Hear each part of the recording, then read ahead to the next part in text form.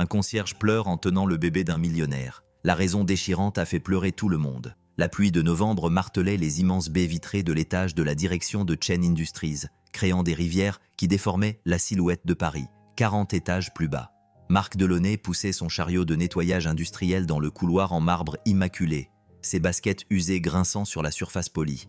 À 34 ans, ses épaules portaient plus que le poids physique de son boulot.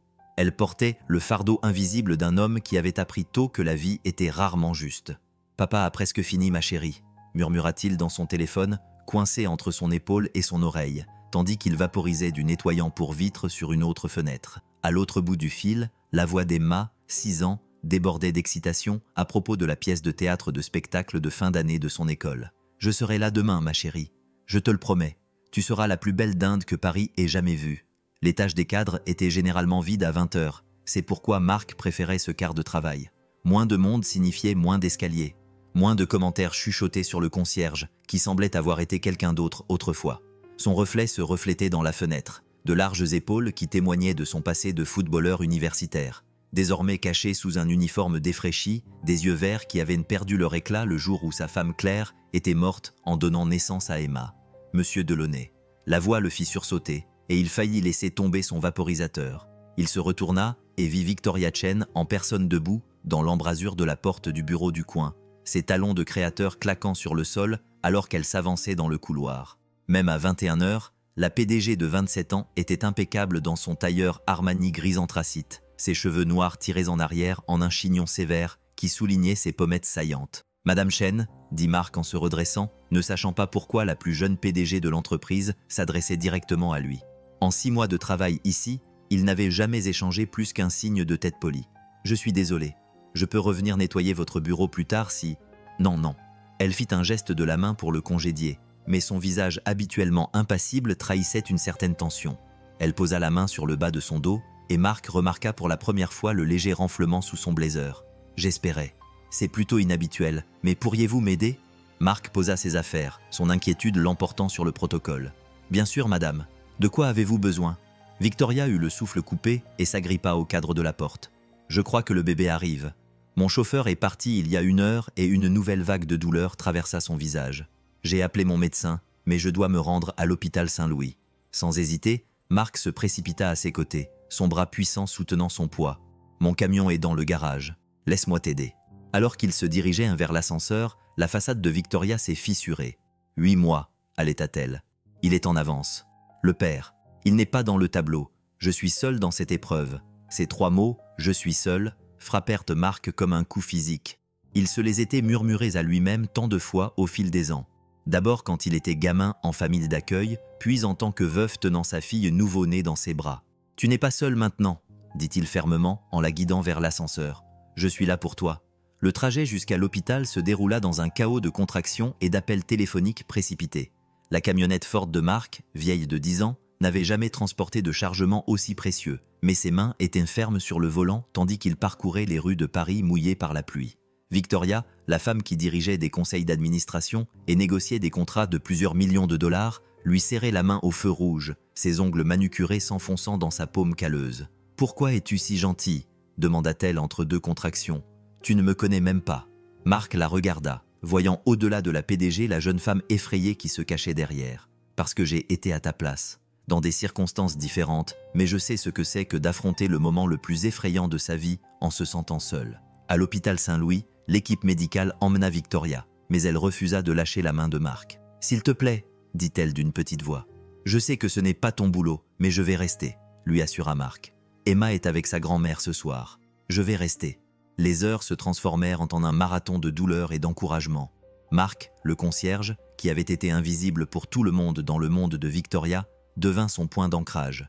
Il lui a tenu la main pendant les contractions, lui a essuyé le front avec des linges frais, et quand la peur l'a submergé, il lui a raconté sa propre histoire. « Claire a accouché après 22 heures de travail », a-t-il dit doucement. « Je pensais que j'allais perdre la tête en la voyant souffrir. Mais ensuite, Emma est arrivée, et l'espace d'un instant parfait, notre petite famille était au complet. » Sa voix s'est brisée. Claire l'a regardé, m'a regardé et m'a dit « Elle vaut tout », ce furent ses derniers mots. Victoria lui a serré la main plus fort. « Marc, je suis vraiment désolé. Claire aurait voulu que je sois là », a-t-il continué. Elle disait toujours L'univers place les gens là où ils doivent être. Peut-être que j'étais destiné à nettoyer ton bureau ce soir. À l'aube, le bébé Chen est arrivé. Un petit garçon parfait, avec les cheveux foncés de sa mère et des poumons puissants. L'infirmière l'a placé dans les bras épuisés de Victoria, et elle l'a regardé avec un émerveillement qui transcendait son calme habituel. « Il est magnifique », a dit Mark doucement, debout à côté du lit. « Comment s'appelle-t-il ?»« James », a chuchoté Victoria. « Comme mon père. » Elle leva les yeux vers Mark, les larmes coulant sur son visage. « Tu veux le prendre dans tes bras ?» Les mains de Mark tremblaient, tandis que l'infirmière lui passait le bébé emmailloté. Au moment où le poids de James s'installa contre sa poitrine, quelque chose en Mark se brisa. Les yeux du bébé, flous mais étrangement lucides, rencontrèrent les siens. Et soudain, il ne se trouvait plus dans une chambre d'hôpital à Paris. Il avait 4 ans et se tenait debout dans un bureau froid tandis qu'une assistante sociale lui expliquait que sa mère ne reviendrait pas. Il avait 7 ans et regardait les autres enfants être adoptés tandis que lui restait. Il avait 15 ans et quittait son 3e foyer d'accueil. Il avait 28 ans, il tenait Emma dans ses bras tandis que le corps de Claire refroidissait à côté d'eux. Des larmes coulaient sur ses joues burinées alors qu'il berçait James, son corps secoué par des sanglots enfouis depuis 3 décennies. La douleur de l'abandon, la souffrance de la solitude, le poids de la perte. Tout cela se déversait alors qu'il tenait dans ses bras cette petite vie qui ne connaîtrait jamais le rejet qu'il avait subi. Mark. La voix de Victoria était alarmée. Qu'est-ce qui ne va pas? Mais Mark ne pouvait pas parler. Il ne pouvait que serrer James plus fort dans ses bras, cet enfant innocent qui avait une mère qui le voulait, qui grandirait en sachant qu'il était choisi, aimé, désiré. Le contraste avec ses propres débuts était si frappant qu'il a brisé toutes les défenses qu'il avait érigées. Le bébé s'est agité dans ses bras, une petite main s'échappant de l'écharpe pour saisir le doigt de Mark. Un geste si insignifiant, mais qui l'a ramené au présent, dans cette pièce où le soleil matinal dessinait désormais des rayures dorées sur le sol. « Je suis désolé », parvint à dire Mark en rendant délicatement James à Victoria. « Je ne voulais pas, ne t'excuse pas », dit Victoria doucement, en observant son visage avec un intérêt nouveau. « Le fait de le tenir dans tes bras a réveillé quelque chose de douloureux, n'est-ce pas ?» Mark acquiesça, en s'essuyant le visage avec le dos de la main. « Ma mère m'a abandonné dans une caserne de pompiers quand j'avais 3 jours. Pas de mots, pas de nom, rien. Elle m'a juste laissé là. » Ces mots lui semblaient étranges, prononcés à voix haute après des années de silence. Tenir James dans ses bras, sachant qu'il ne se demanderait jamais pourquoi il n'était pas désiré. Ça l'a juste frappé. L'expression de Victoria passa de l'inquiétude à quelque chose de plus profond. La PDG, qui savait lire les tendances du marché et la nature humaine avec autant de talent, vit au-delà de l'uniforme de concierge de Mark, l'enfant brisé qui vivait toujours à l'intérieur de cet homme. « Parle-moi d'elle », dit-elle doucement. « De ta mère ?»« Il n'y a rien à dire », répondit Mark d'une voix creuse. Elle était jeune, peut-être 17 ans, les cheveux foncés. C'est tout ce dont se souvenait le pompier qui m'a trouvé. La caserne était à Brooklyn, en décembre 1990. Ils ont dit qu'elle m'avait embrassé sur le front avant de partir. Il rit amèrement. Un baiser, puis disparut à jamais. Victoria ajusta James dans ses bras, son esprit déjà en ébullition. « As-tu déjà essayé de la retrouver ? Quand j'ai eu 18 ans, j'ai engagé un détective privé bon marché avec l'argent que j'avais économisé en faisant la plonge. Il n'a rien trouvé. Elle était comme un fantôme. » Mark se dirigea vers la porte, se sentant soudainement déplacé dans ce moment intime. « Je devrais partir. Tu as besoin de te reposer. »« Mark, attends. » La voix de Victoria avait l'autorité qui lui avait permis de bâtir son empire. « Assieds-toi, s'il te plaît. » À contre-cœur, Mark prit la chaise à côté de son lit. Victoria l'étudia avec l'intensité qu'elle réservait habituellement aux cibles d'acquisition. « Tu m'as sauvé ce soir, dit-elle. Pas seulement en me ramenant, tu es resté. Tu m'as tenu la main pendant la nuit la plus difficile de ma vie alors que tu n'avais aucune obligation de le faire. N'importe qui l'aurait fait. »« Non, » l'interrompit Victoria. « Il ne l'aurait pas fait.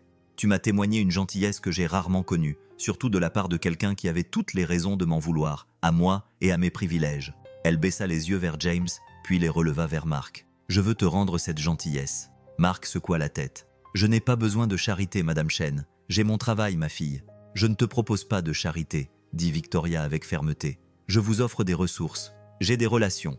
Les meilleurs détectives privés ont accès à des dossiers confidentiels, à des bases de données ADN. Laissez-moi vous aider à retrouver votre mère. » L'offre resta en suspens entre eux, lourde de possibilités et de craintes. Mark avait passé 30 ans à ériger des murs autour de cet abandon, se convainquant qu'il n'avait pas besoin de réponse. Mais le fait de tenir James dans ses bras avait fissuré ces murs et Victoria lui proposait de l'aider à les abattre complètement. « Pourquoi ferais-tu ça ?» demanda Mark, sa voix à peine plus forte qu'un murmure. Victoria sourit, son expression la transformant de guerrière du monde des affaires en simple nouvelle mère remplie de gratitude. Parce que ce soir, tu m'as montré que la gentillesse existe encore, même chez les gens que le monde ignore. Parce que le premier instant de mon fils dans ce monde a été vu par un homme bon qui comprenait la douleur et qui a quand même choisi la compassion. Elle fit une pause, ajustant la couverture de James. Et parce que tout le monde mérite de savoir pourquoi il a été laissé pour compte, même si la réponse fait mal, Mark fixa ses mains. Des mains qui avaient nettoyé des toilettes et tenu le bébé d'un millionnaire. Des mains qui avaient enterré une femme et élevé une fille seule. Des mains qui n'avaient jamais cessé de tendre la main vers une mère qui les avait lâchées il y a 30 ans. « D'accord », dit-il finalement, le mot portant le poids de l'espoir qu'il croyait mort depuis longtemps. « D'accord ». Alors que le soleil matinal montait dans le ciel, baignant la chambre d'hôpital d'une lumière chaude, deux âmes improbables étaient assises dans un silence complice. L'une tenait son nouveau-né avec une farouche protection, tandis que l'autre commençait à imaginer pour la première fois depuis des décennies que certaines questions pourraient en fait avoir des réponses. Aucun des deux ne pouvait imaginer que la quête qui allait commencer allait révéler des secrets qui allaient ébranler les fondations même de l'empire de Victoria et révéler des liens plus profonds que le sang. L'odeur de la dinde et de la cannelle emplissait le modeste appartement de 2 chambres de Mark à Souy, tandis qu'Emma répétait une fois de plus son texte dans le salon. « Glou glou, je suis la dinde reconnaissante », annonça-t-elle en tournoyant dans son costume fait main que Mark avait mis 3 nuits à coudre. Le feutre marron était peut-être de travers et les plumes ne cessèrent de tomber, mais Emma le portait comme un costume de Broadway. « Tu es parfaite, ma chérie », dit Mark en ajustant ses plumes caudales pour la 100e fois. Il avait à peine dormi depuis son retour de l'hôpital ce matin-là, mais l'excitation d'Emma lui donnait de l'énergie. « N'oublie pas, parle bien fort pour que tout le monde puisse t'entendre. »« Encore plus fort que quand je te dis que je t'aime » demanda Emma en enroulant ses petits bras autour de son cou. « Encore plus fort que ça » confirma Mark, le cœur gonflé. Ces moments-là, c'était eux qui comptaient. Pas le mystère de son passé, ni l'étrange offre de Victoria Chen. Juste ça, la joie de sa fille dans un costume de dinde mal cousu. Son téléphone vibra. Un SMS provenant d'un numéro inconnu. « Monsieur Delaunay, ici Victoria Chen. J'espère que vous avez pu vous reposer. J'ai passé quelques coups de fil. Pourriez-vous passer demain? James et moi sommes à la maison. J'ai des infos. » Vi, Mark fixa le message, le pouce suspendu au-dessus du clavier. À la lumière crue du jour, la nuit dernière lui semblait irréelle. Avait-il vraiment pleuré en tenant le bébé d'une inconnue? La jeune PDG la plus puissante de Paris avait-elle vraiment proposé de l'aider à retrouver sa mère biologique? « Papa, on va être en retard. » Emma tira sur sa main et Mark rangea son téléphone. Ce que Victoria avait trouvé pouvait attendre. Aujourd'hui, c'était sa fille qui comptait. L'auditorium de l'école primaire bourdonnait de parents armés d'appareils photo et de grands-parents serrant des bouquets de fleurs. Mark trouva une place au 3e rang et salua quelques visages familiers. Il était le seul père à être venu seul, mais il s'était habitué à cette douleur particulière. La maîtresse d'Emma, Madame Rodriguez, croisa son regard et lui sourit chaleureusement. Elle avait été gentille quand Mark lui avait expliqué pourquoi Emma n'avait pas de mère pour l'aider à préparer son costume. Les lumières s'éteignirent et de petits pèlerins et dindes entrèrent en scène. Emma se tenait au centre, les plumes de sa queue tordue reflétant les lumières de la scène. Quand son moment arriva, elle s'avança avec une assurance qui rappela douloureusement Claire à Mark. « Glou glou, je suis la dinde reconnaissante. » La voix d'Emma résonna clairement. « Je suis reconnaissante envers mon papa qui travaille très dur, qui me raconte les meilleures histoires avant de dormir et qui fait des crêpes en forme de cœur. » Elle n'était pas censée ajouter cette dernière partie, mais l'admiration collective du public fit monter les larmes aux yeux de Mark. Après le spectacle, Emma bondit hors de la scène et se jeta dans ses bras. « Tu as vu, papa? Tout le monde a ri quand j'ai remué mes plumes de la queue. Tu étais la star, » lui a dit Mark en la serrant dans ses bras, ce qui a fait bouger sa casquette de baseball. « La meilleure dinde de tout Paris. On peut aller manger une glace pour fêter ça, s'il te plaît. » Emma a sorti son arme secrète, les yeux verts de Claire qui pouvaient de faire fondre sa détermination en quelques secondes. On est en novembre et il fait 4 degrés. Mark protesta mollement. Mais c'était moi la dinde reconnaissante. Ils étaient à mi-chemin de leur cornet de glace au chocolat chez Bertillon lorsque le téléphone de Mark sonna. L'écran indiquait le standard de Chen Industries. « Monsieur Delaunay, ici Jeanne, l'assistante de Madame Chen. Elle m'a demandé de vous appeler pour confirmer la réunion de demain. Est-ce que 14h vous convient? Elle m'a dit de vous dire qu'elle s'était arrangée pour la garde de votre fille si vous deviez l'amener. » Mark jeta un coup d'œil à Emma qui était en train de créer un chef-d'œuvre en chocolat sur son visage. « Oui, 14h, ça me va. Parfait. Venez à l'entrée privée, avenue Montaigne. La sécurité vous attendra. » Lorsque Mark raccrocha, Emma le regarda avec curiosité. « Qui était-ce, papa ? » « Juste quelqu'un du boulot, ma chérie. » Ce n'était pas tout à fait un mensonge. Mais comment expliquer que son patron, ou plutôt le patron de son patron, voulait l'aider à résoudre le mystère qui l'avait hanté toute sa vie? Ce soir-là, après avoir couché Emma, Mark s'installa à la table de la cuisine avec une bière et son ordinateur portable. Il avait fait cette recherche une centaine de fois au fil des ans, toujours avec les mêmes résultats. Caserne de pompiers de Brookline, 15 décembre 1990. Petit garçon, âgé d'environ 3 jours. Aucun signe distinctif, à l'exception d'une petite tache de naissance sur l'épaule gauche. La mère est décrite comme étant jeune, peut-être adolescente, aux cheveux foncés, vêtue d'un manteau rouge. Au fil des ans, il avait construit toute une mythologie autour de ce manteau rouge. Était-il en laine? Avait-il des boutons ou une fermeture éclair? Était-ce un cadeau ou quelque chose qu'elle s'était acheté elle-même? Des détails insignifiants, mais quand on n'a rien d'autre, même la couleur d'un manteau devient un trésor. Mark cliqua sur le site web de Chen Industries où le portrait professionnel de Victoria le regardait fixement. Même sur une photo d'entreprise, son intensité était palpable. Sa biographie parlait de son ascension fulgurante. MBA de Harvard à 22 ans. Plus jeune vice-présidente de l'histoire de l'entreprise à 24 ans. PDG à 26 ans après la mort soudaine de son père. Aucune mention d'un bébé ou d'une vie personnelle. La presse économique la qualifiait de reine de glace, brillante mais froide. Mais Mark avait vu son armure se fissurer.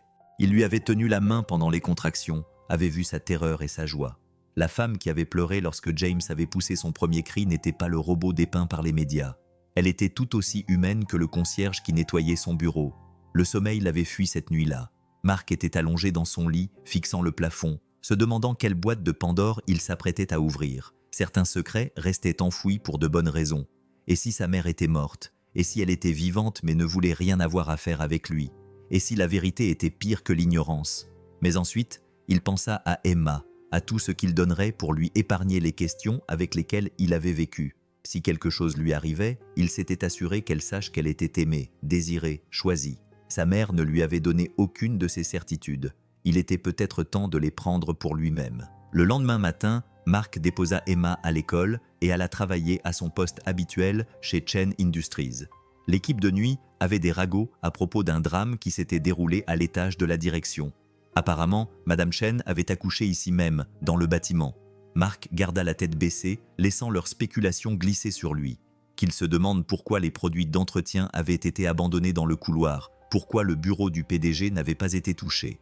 À 13h45, Mark se tenait devant l'entrée privée de l'avenue Montaigne, vêtu de son seul jean en bon état et d'un sweatshirt patriote propre. Son reflet dans les portes vitrées correspondait exactement à ce qu'il était.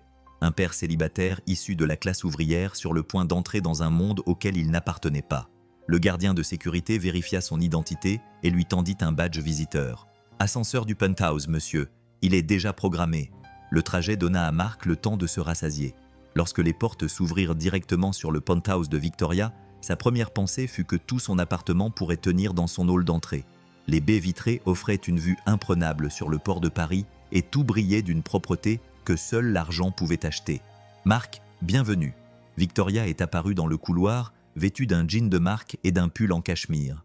Elle avait l'air fatiguée mais rayonnante, avec cet éclat nouveau de la maternité que Mark avait vu chez Claire. « Merci d'être venu. »« Merci de m'accueillir » a dit Mark, mal à l'aise, ne sachant pas trop comment se comporter. « Avez-vous serré la main de la femme qui vous a tenu la main pendant 13 heures d'accouchement ? Venez vous asseoir. » Victoria l'a conduit dans un salon qui semblait tout droit sorti d'un magazine. « Je peux t'apporter quelque chose ? Du café ? De l'eau ? Ça va, merci. » Mark s'assit sur le bord d'un fauteuil en cuir qui coûtait probablement plus cher que son camion. « Comment va James ?» Le masque professionnel de Victoria tomba, remplacé par une fierté maternelle pure. « Parfaitement. Il dort enfin. Je ne savais pas qu'un être aussi petit pouvait faire autant de bruit. » Elle marqua une pause. « Tu veux le voir ?» Ils se glissèrent dans une chambre d'enfant qui ressemblait à une boutique pour bébés qui aurait explosé. Tout était dans des tons doux de bleu et de gris, avec un berceau digne d'un palais et assez d'animaux en peluche pour remplir un magasin de jouets. Mais au centre, dans un simple couffin, était allongé James, sa petite poitrine se soulevant et s'abaissant. « Et, il est magnifique !» murmura Mark, se souvenant de son poids. La façon dont le tenir dans ses bras avait libéré 30 ans de douleur. Ils retournèrent dans le salon où Victoria prit un dossier en cuir sur la table basse. « J'espère que ça ne te dérange pas, mais j'ai demandé à mon équipe de se mettre au boulot tout de suite. Mon chef de la sécurité était au FBI. Il a des contacts. » Les mains de Mark se crispèrent. « Qu'avez-vous trouvé ? Tout d'abord, je dois vous demander ce que vous savez réellement de votre abandon. Avez-vous des documents ?» Marc sortit son téléphone et lui montra les photos qu'il avait prises de son dossier, les rares documents qui constituaient l'histoire de ses origines. Victoria les examina avec la même attention qu'elle accordait probablement à des contrats de plusieurs milliards de dollars. « La caserne de pompiers existe toujours », dit-elle finalement. « Mon enquêteur s'y est rendu hier. Le pompier qui t'a trouvé s'appelait Patrick O'Brien. Il a pris sa retraite en 2010, mais vit toujours à Brooklyn. » Elle sortit une photo. C'est lui. Marc fixa l'image d'un homme âgé aux yeux bienveillants et aux cheveux argentés. Cet inconnu avait été la première personne à le prendre dans ses bras, à se soucier de lui alors qu'il était seul et avait froid. Il s'en souvient. Il n'a jamais oublié. Apparemment, te trouver l'avait profondément affecté. Il a essayé de vous adopter lui-même, mais sa femme était malade à l'époque. Victoria a tourné une autre page. Il est prêt à vous rencontrer pour vous raconter tout ce dont il se souvient de cette nuit-là. Marc a eu la gorge serrée. Quelqu'un s'en souvenait. Quelqu'un s'était soucié de lui. C'était plus qu'il n'aurait jamais pu espérer. Il y a autre chose, a poursuivi Victoria avec précaution. Le manteau rouge que portait votre mère. Patrick s'en souvient clairement parce qu'il avait un motif brodé inhabituel dans le dos. Un phénix, il a dit qu'il avait l'air cher, fait sur mesure. Un phénix renaissant de ses cendres. Sa mère adolescente se voyait-elle ainsi, renaissant en le laissant derrière elle? Mon enquêteur recherche les boutiques et les couturières qui travaillaient dans la région en 1990, à la recherche de traces de broderie sur mesure. C'est peu probable, mais Victoria haussa les épaules. J'ai bâti ma carrière sur des chances minces. Pourquoi fais-tu ça? La question jaillit avant que Marc ne puisse la retenir. Tu ne me dois rien. Victoria resta silencieuse un instant, ses doigts effleurant le bord du dossier. Quand j'avais 15 ans, ma mère est morte dans un accident de voiture. J'étais à une soirée pyjama, comme une ado typique, agacée qu'elle m'appelle pour prendre de mes nouvelles. Je ne lui ai pas dit que je l'aimais. Elle a levé les yeux, ses yeux sombres brillants de larmes contenues. J'ai passé 12 ans à souhaiter pouvoir lui poser une dernière question, obtenir une dernière réponse. Si je peux t'aider à obtenir tes réponses alors que ta mère est peut-être encore en vie, comment pourrais-je refuser? Le poids de ces mots s'installa entre eux. Deux personnes marquées par la perte, assises dans un penthouse d'1 million de dollars, reliées par d'étranges fils. La vie tisse sa toile. Il y a autre chose, dit Victoria, changeant de ton. J'ai demandé à mon avocat de rédiger des documents. Rien d'envahissant, juste une protection pour nous deux. Marc se raidit. Ça y est, le piège. Les gens riches ont toujours des arrière-pensées. Je ne te demande pas de renoncer à tes droits ou de te taire, dit rapidement Victoria, lisant son expression. C'est tout le contraire. Si on retrouve ta mère, si elle est quelqu'un qui a des moyens ou une position, tu pourrais avoir besoin d'une protection juridique. Et honnêtement, j'ai besoin de protéger James. Les médias s'en donneraient à cœur joie avec cette histoire. Un PDG aide un concierge à retrouver sa mère perdue de vue depuis longtemps. Je préfère garder ça privé. Elle lui tendit les documents. Le langage était simple. Un accord de confidentialité mutuelle stipulant que toute découverte serait d'abord partagée entre eux avant quiconque. Rien à propos d'argent ou d'obligation, juste la vie privée et la protection. Puis-je y réfléchir? Demanda Marc. Bien sûr. Emportez-les chez vous. Demandez à quelqu'un de les examiner si vous voulez. Victoria se leva. Marc, j'étais sincère quand j'ai dit à l'hôpital que vous m'aviez montré de la gentillesse alors que j'étais vulnérable et seul. Quoi que nous trouvions ou ne trouvions pas, je veux que vous sachiez que votre mère a fait un choix terrible, mais que cela vous a conduit à devenir l'homme qui m'a tenu la main pendant la nuit la plus effrayante de ma vie. Cela doit compter pour quelque chose. Comme si c'était prévu, James se mit à pleurer dans la nurserie. Victoria s'excusa et revint avec le bébé, qui était maintenant bien réveillé et furieux. « Quelqu'un a faim », dit-elle en s'installant dans le fauteuil en face de Marc. « Ça te dérange si je… » Bien sûr que non. Marc détourna poliment le regard pendant qu'elle ajustait son pull pour allaiter. Cette scène domestique normale, une mère nourrissant son enfant, lui fit mal à la poitrine. Quelque part, sa mère avait fait ça pour lui pendant au moins 3 jours. Avait-elle pleuré lorsqu'elle l'avait laissé à cette gare? Avait-elle jamais essayé de revenir? « Je devrais y aller, » dit Marc lorsque James se mit à manger. « Merci pour tout ça. Je t'appellerai pour les papiers. » Marc appela Victoria alors qu'il atteignait l'ascenseur. « Pour ce que ça vaut, je pense que tu es courageux. Il faut du courage pour chercher des réponses qui pourraient te faire mal. » Pendant la descente, Marc serra fermement le dossier. À l'intérieur se trouvaient des indices menant à une vérité qu'il se posait depuis 3 décennies. Il n'avait qu'à les suivre et voir où il le mènerait. Quand il est allé chercher Emma à la garderie après l'école, elle lui a raconté sa journée avec bonheur, sans se douter que le monde de son père venait de basculer. Ils ont préparé ensemble des spaghettis, son plat préféré, et elle n'a mis de la sauce sur le plafond qu'une seule fois. Pendant son bain, elle lui a parlé d'un garçon nommé Marcus, qui avait partagé ses biscuits avec elle au déjeuner. « C'était gentil de sa part », a dit Marc en lui lavant les cheveux emmêlés. Oui, il a dit que sa maman faisait les meilleurs biscuits. Est-ce que j'ai une maman quelque part? Cette question posée avec la franchise d'une enfant de 6 ans fit s'arrêter les mains de Marc. Ils avaient bien sûr parlé de Claire. Emma savait que sa mère était morte à sa naissance, qu'elle était aimée et désirée, mais elle n'avait jamais demandé s'il y avait une autre figure maternelle possible. « Tu avais la meilleure maman qui soit », répondit Marc avec précaution. « Elle t'aimait plus que toutes les étoiles du ciel. »« Je sais », répondit Emma d'un ton neutre. « Mais Sarah a une belle-mère maintenant. Est-ce que je pourrais en avoir une ?» Marc recommença à lui laver les cheveux, gagnant du temps. « Est-ce que tu voudrais ça ?» Emma réfléchit sérieusement. Seulement si elle était gentille, qu'elle aimait les crêpes et qu'elle ne m'obligeait pas à manger des brocolis. « Ce sont des exigences assez strictes, dit Marc, reconnaissant de ce répit offert par la simplicité de l'enfance. Je vais les garder à l'esprit. » Plus tard, après des histoires, des chansons et un dernier verre d'eau, Marc s'assit à sa table de cuisine, les papiers de Victoria étalés devant lui. Rien que l'entête, Chen Industries, lui donnait l'impression de jouer dans une ligue bien au-dessus de son niveau, mais les mots étaient clairs, les conditions équitables. Quoi qu'ils trouvent, ça leur appartiendrait à tous les deux. La recherche de la vérité serait un partenariat. Marc signa de son nom avec le stylo qu'Emma utilisait pour ses devoirs, celui avec l'encre violette scintillante. Ça lui semblait approprié, d'une certaine manière, que la fantaisie de sa fille marque ce moment où il avait choisi d'arrêter de fuir les questions et de commencer à chercher des réponses. Demain, il rencontrerait Patrick O'Brien et entendrait parler de la nuit où sa vie avait commencé. Demain, le fantôme d'une adolescente vêtue d'un manteau rouge à motif de phénix pourrait commencer à prendre forme. Mais ce soir, Marc Delaunay n'était qu'un père dans un petit appartement à Souilly, écoutant la respiration paisible de sa fille à travers les murs fins, s'accrochant à la famille qu'il s'était construite tout en se préparant à rechercher celle qu'il n'avait jamais connue. La maison de Patrick O'Brien à Brooklyn n'avait pas beaucoup changé en 40 ans. Le drapeau irlandais flottait toujours sous le porche et des trèfles en céramique décorèrent le jardin brun de novembre. Marc resta assis dans son camion à l'extérieur pendant 10 minutes, rassemblant son courage pour frapper à la porte. Victoria avait proposé de l'accompagner, mais il sentait que c'était quelque chose qu'il devait faire seul. L'homme qui ouvrit la porte avait le genre de visage qui avait tout vu et choisi la gentillesse malgré tout. Il avait les cheveux argentés et le dos voûté, mais sa poignée de main était ferme et ses yeux bleus perçants. « Vous devez être Marc », dit Patrick, avec un fort accent irlandais aussi épais qu'une soupe de poisson. « Jésus, Marie, Joseph, je te reconnaîtrai n'importe où. Tu as les mêmes yeux que lorsque tu étais bébé. » Ils s'assirent dans un salon qui était un véritable sanctuaire dédié aux pompiers de Paris. Des photos, des insignes et des félicitations recouvraient toutes les surfaces. La femme de Patrick apporta du thé et des biscuits avant de disparaître discrètement à l'étage. « J'ai pensé à toi chaque 15 décembre pendant 30 ans. » Patrick a commencé sans préambule. « Je me demandais si tu allais bien, si tu avais trouvé une bonne famille. Te voir ici, grand et fort, ça me fait chaud au cœur. Raconte-moi cette nuit-là, » a dit Marc, la voix plus rauque qu'il ne l'aurait voulu. « S'il te plaît, tout ce dont tu te souviens. » Patrick s'est penché en arrière, le regard perdant dans le vague, froid comme le sein d'une sorcière. « Excuse mon langage, on venait de rentrer d'un incendie dans la cuisine quand on a entendu les pleurs. Au début, on a cru que c'était un chat.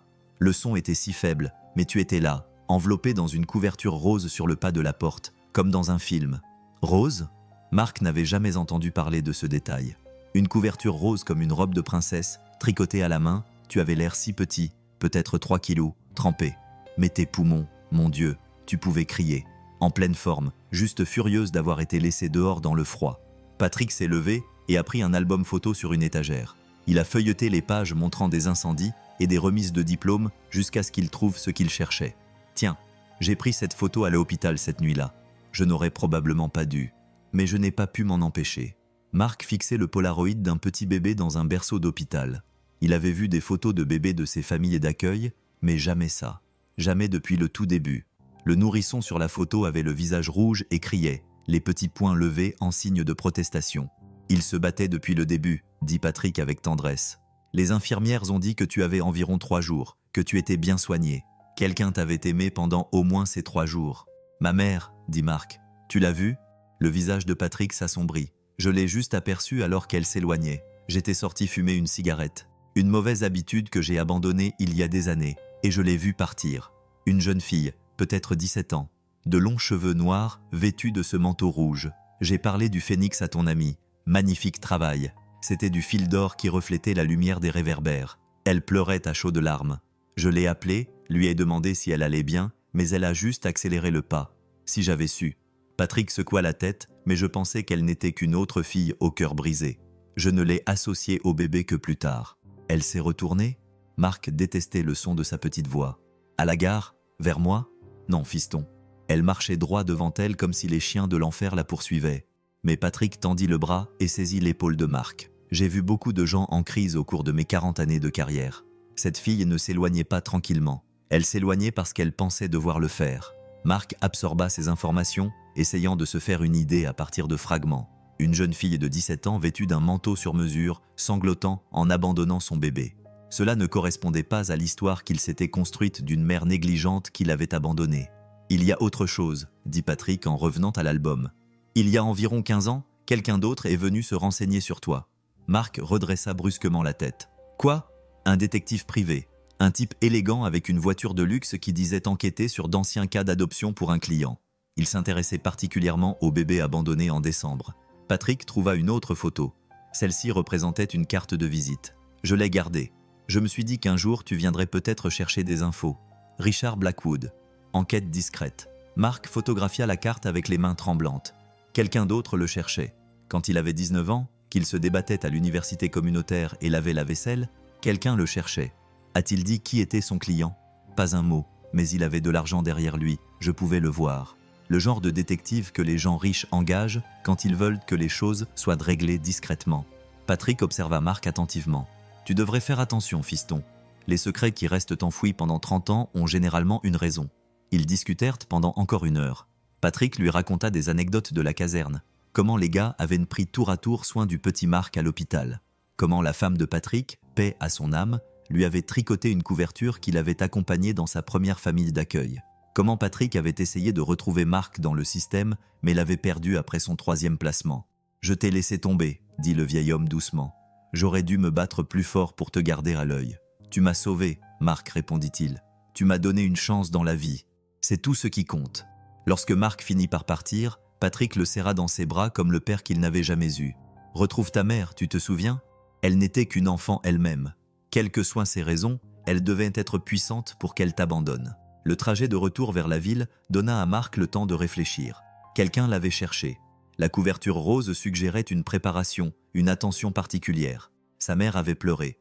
Ces fragments ne correspondaient pas à un abandon. Ils suggéraient un sacrifice. Son téléphone sonna alors qu'il se garait devant l'école d'Emma. Victoria. « Comment ça s'est passé ?» demanda-t-elle sans préambule. « Ça va? Je digère, » admit Marc. « Il m'a dit des choses que je ne savais pas. Quelqu'un me cherchait il y a 15 ans. Un détective privé. » Silence du côté de Victoria. « Alors je vais le trouver. Richard Blackwood. Tu m'as dit de te donner 24 heures. Victoria, tu n'es pas obligée. Si, je le suis. Quelque chose dans toute cette histoire ne me semble pas normal. Une mère adolescente dans un manteau sur mesure hors de prix. Un détective privé haut de gamme qui enquête 15 ans plus tard. Ce ne sont pas les signes d'un abandon typique. » Marc regarda Emma sortir de l'école. Son sac à dos rebondissait tandis qu'elle courait. « Je commence à penser que rien dans mon histoire n'est typique. Tu peux passer demain, à la même heure. Je devrais avoir des infos sur Blackwood d'ici là. Oui, Emma est là. Je dois y aller. Marc, quoi que nous trouvions, souviens-toi. Tu n'es plus ce bébé abandonné. Tu es un père, un homme bon. C'est ça qui compte. » Alors qu'Emma montait dans le camion en bavardant à propos de son test d'orthographe, Marc sentit les plaques tectoniques de sa vie se déplacer.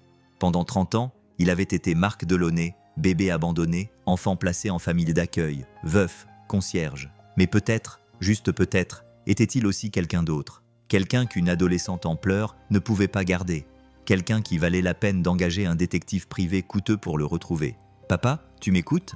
La voix d'Emma interrompit ses pensées. « J'ai dit que Marcus avait encore partagé ses biscuits aujourd'hui. Des biscuits aux pépites de chocolat cette fois-ci. C'est super, ma chérie. » Marc s'engagea dans la circulation, l'esprit toujours occupé par les couvertures roses et les manteaux phénix. « Hé, monsieur, que dirais-tu de rencontrer de nouvelles personnes, des amis de papa ?» Emma réfléchit à la question avec le sérieux d'une enfant de 6 ans. « Ils sont gentils ? Très gentils. L'un d'eux a un nouveau bébé. »« Un bébé ?» Les yeux d'Emma s'illuminèrent. « Je pourrais le prendre dans mes bras ? On verra. » Marc jeta un coup d'œil à sa fille dans le rétroviseur. Quels que soient les secrets de son passé, quelles que soient les vérités qui attendaient d'être découvertes, Emma était son ancrage. Il avait été rejeté, mais il ne l'avait jamais laissé se sentir indésirable, pas même une seconde de sa vie.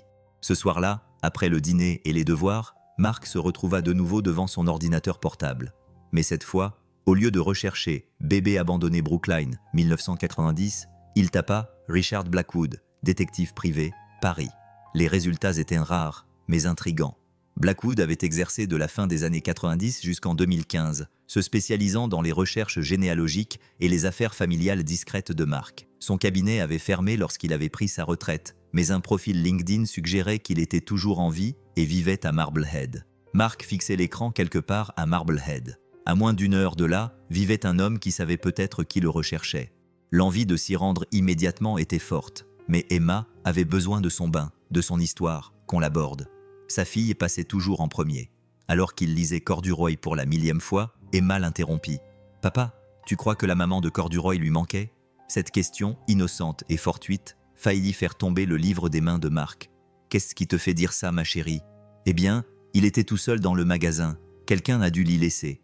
Tu crois qu'elle était triste ?»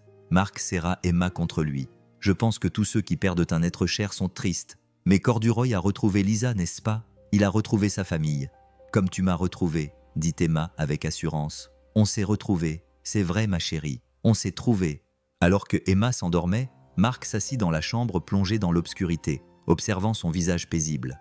Demain, Victoria aurait des informations sur Blackwood. Demain, il serait peut-être un peu plus près de comprendre pourquoi une jeune fille de 17 ans vêtue d'un manteau phénix l'avait embrassé pour lui dire au revoir et s'était enfoncée dans la nuit de décembre, il y a 30 ans. Mais ce soir, il était exactement là où il devait être, veillant sur sa fille, la seule personne de sa vie qui n'avait jamais été un mystère, qui n'avait jamais été une question. Emma était sa réponse à tout ce qui comptait. Quoi que demain lui réserve, cette vérité resterait inébranlable. Les prévisions météo annonçaient de la neige pendant la nuit, la première de la saison. Alors que Mark se dirigeait enfin vers son lit, il se demandait si sa mère pensait à lui quand décembre arrivait. Est-ce qu'elle marquait la date comme le faisait Patrick O'Brien ? Est-ce qu'elle pensait au bébé qu'elle avait laissé dans le froid, enveloppé de roses et de chagrin? Dehors, les premiers flocons commençaient à tomber, recouvrant Paris d'un manteau blanc. Dans son petit appart, Mark Delaunay, enfant abandonné, papa dévoué, gardien de secrets, fermait les yeux et rêvait de phénix renaissant des cendres des feux d'hiver. Richard Blackwood vivait dans une vieille maison de Cape Cod qui semblait pencher sous le vent salé du port de Marblehead. Mark était à la porte avec Victoria à ses côtés. Sa présence était à la fois surprenante et bizarrement réconfortante. Elle avait insisté pour venir, laissant James avec une nounou, vêtue d'un jean et d'un manteau en laine qui coûtait probablement plus cher que la plupart des voitures, mais qui, d'une certaine manière, la rendait accessible. « Tu n'étais pas obligé de venir », dit Mark pour la 3e fois. « Si, je l'étais. » Victoria avait la mâchoire serrée, avec cette détermination qu'il avait entrevue pendant l'accouchement. Quelque chose à propos de cette enquête d'il y a 15 ans. Le timing me dérange. Je dois entendre ça moi-même. L'homme qui ouvrit la porte était maigre. La soixantaine, il avait un regard intelligent derrière ses lunettes à monture métallique. Il les examina tous les deux attentivement avant de parler. « Madame Chen, Monsieur Delaunay, je vous attendais depuis un certain temps. » Le pouls de Mark s'accéléra. « Vous savez qui nous sommes. Entrez, je vous en prie. » Blackwood les conduisit dans un bureau rempli de dossiers et de photos défraîchies. Quand quelqu'un comme Victoria Chen commence à se renseigner sur de vieilles affaires, le bruit court. « Asseyez-vous. Vous voulez du café ?» Cette conversation nécessite de la caféine. Pendant que Blackwood s'affairait avec une vieille cafetière, Mark examina les photos qui recouvraient un mur. Des portraits de professionnels, des pages People, des familles posant dans une richesse évidente, un sanctuaire dédié aux secrets de l'élite parisienne. « Je me suis spécialisé dans les affaires délicates pour des familles en vue », expliqua Blackwood en revenant avec un plateau. Question de paternité, héritier perdu, parents gênants, le genre de problème qui nécessite à la fois discrétion et résolution. « Quelqu'un vous a engagé pour me retrouver », dit Mark sans détour. « Qui ?» Blackwood but une gorgée de café, pensif. C'est là que les choses deviennent intéressantes. En 2010, j'ai été contacté par un avocat représentant un client anonyme. Il voulait que je localise un petit garçon abandonné à la caserne de pompiers de Brooklyn en décembre 1990. Les honoraires étaient considérables. « À quel point ?» demanda Victoria. « 50 000 $, avec la promesse d'une somme supplémentaire en cas de succès. » Les yeux de Blackwood s'aiguisèrent. D'après mon expérience, ce genre de somme d'argent signifie soit la culpabilité, soit l'héritage. Parfois les deux. Les mains de Mark se crispèrent sur sa tasse. Quelqu'un avait dépensé 50 000 $ pour le retrouver. « Avez-vous trouvé quelque chose ? Je vous ai retrouvé dans le système d'accueil jusqu'à votre 3e placement. Mais ensuite, la piste s'est refroidie. Tu avais atteint l'âge limite et déménagé fréquemment. J'ai rapporté mes conclusions, ou plutôt mon absence de conclusion, et on m'a demandé de garder le dossier ouvert, de continuer à chercher de temps en temps. Blackwood se leva et alla chercher un dossier dans une armoire verrouillée. Puis, il y a 3 ans, mon client est mort. Son avocat m'a contacté, a payé ma dernière facture et m'a demandé de détruire tous les dossiers. « Mais tu ne l'as pas fait », fit remarquer Victoria. Vieilles habitudes. Blackwood esquissa un petit sourire. « Dans mon métier, les dossiers détruits ont tendance à devenir importants plus tard, alors j'ai tout gardé en attendant. Quand l'enquêteur de Madame Chen a appelé hier pour me poser des questions sur la même affaire, j'ai su que le moment était venu. Il a tendu le dossier à Marc. À l'intérieur, il y avait des photos de lui à différents âges, sa remise de diplôme au lycée, son mariage avec Claire et même une photo de lui poussant Emma, encore bébé, dans une poussette. Quelqu'un l'avait observé pendant des années. « Ils m'ont trouvé », dit Marc d'une voix creuse. « Ils savaient où j'étais. » « Oui, en 2012, je t'ai localisé alors que tu travaillais dans le bâtiment à Quincy. Je l'ai signalé à l'avocat. On m'a dit de maintenir la surveillance, mais de ne pas prendre contact. » L'expression de Blackwood s'adoucit. « Je t'ai vu épouser cette charmante jeune fille. Je t'ai vu devenir père. Quand elle est morte, il secoua la tête. J'ai appelé l'avocat, j'ai suggéré qu'il était peut-être temps de se revoir, que tu avais peut-être besoin d'aide. On m'a répondu que c'était hors de question. » Victoria se pencha en avant. « L'avocat, comment s'appelait-il déjà ?» Harrison Fitzgerald, associé principal chez Fitzgerald Crane & Associates, s'occupait des successions de la moitié de Back Bay. Blackwood marqua une pause. Il est mort l'année dernière. Crise cardiaque sur le terrain de golf. Marc fixait les photos de sa vie disposées comme des preuves. Quelqu'un l'avait vu se débattre, l'avait vu souffrir, l'avait vu élever Emma seule et avait choisi de rester caché. L'abandon lui semblait soudain à nouveau frais, doublé. « Il y a plus », dit Blackwood doucement. Le moment où j'ai été engagé, en 2010, coïncidait avec un événement important. Margaret Chen venait d'être diagnostiquée d'un cancer du cerveau en phase terminale. La température de la pièce semblait avoir baissé. Marc regarda Victoria, dont le visage était devenu pâle. « Que voulez-vous dire ?» La voix de Victoria était à peine audible. « Je dis que le cabinet Fitzgerald s'est occupé de la succession de votre mère, Madame Chen. Je dis que l'argent qui a financé mon enquête provenait de sources habituellement réservées aux affaires de la famille Chen. » Blackwood soutint sans ciller le regard choqué de Victoria. « Je dis que soit votre mère, soit quelqu'un de très proche d'elle, voulait trouver Monsieur Delaunay ici. C'est impossible. » Victoria se leva brusquement. « Ma mère me l'aurait dit. On n'avait pas de secret. Tout le monde a des secrets, » dit Blackwood doucement. « Surtout les mères qui essaient de protéger leurs enfants. » Marc avait l'impression que la pièce tournait. « Tu suggères que la mère de Victoria, Margaret Chen, était d'une manière ou d'une autre liée à mon abandon. Je suggère, » dit Blackwood avec précaution, que tu enquêtes sur les raisons pour lesquelles une femme mourante aurait passé ces dernières années à rechercher un bébé abandonné 20 ans plus tôt. Je te suggère de te pencher sur la vie de Margaret Chen avant qu'elle n'épouse un membre de la dynastie Chen. Plus précisément, sa vie à l'âge de 17 ans. Victoria se laissa retomber dans son fauteuil. Ma mère avait 47 ans quand elle est morte. En 1990, elle aurait eu... Sa voix s'éteignit, son esprit exceptionnel faisant le calcul, arrivant à la conclusion impossible. 17 ans. Conclut Marc. Le mot resta suspendu dans l'air comme une grenade dont on aurait retiré la goupille. « J'ai encore une chose à dire », dit Blackwood dans le silence écrasant. Il sortit une petite enveloppe. Fitzgerald me l'a donnée quand il m'a embauché. Il m'a dit qu'elle venait du client et qu'elle devait être remise à la personne concernée si je parvenais à la contacter.